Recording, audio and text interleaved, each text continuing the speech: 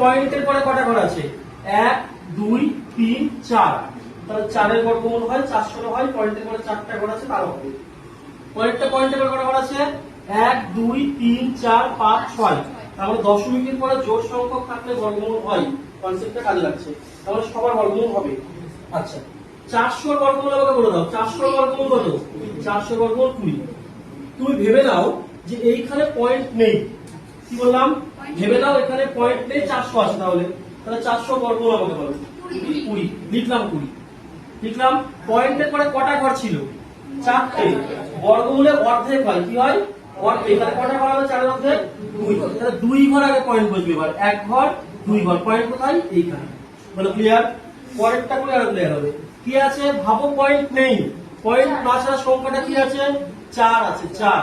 তাহলে 4 এর বর্গমূল কত? 2। গুনবো 1 2 3 4 5 6টা ঘর আছে, 6 এর অর্ধেক কত? 3। তাহলে পয়েন্টের পরে কটা ঘর থাকবে? 3টে।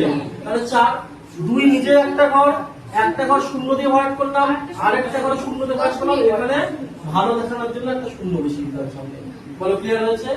এবার যোগ করব। তাহলে যোগ করলে কি হচ্ছে? আগের বারে শেখালাম যোগ বা বিয়োগ করার সময় পয়েন্টের নিচে যারা পয়েন্ট থাকে, তাহলে যোগ করলে কি হবে? 20.202। এই যোগটা নিজেরা করে দেখে নেবে। বলো বোঝা গেল? ক্লিয়ার?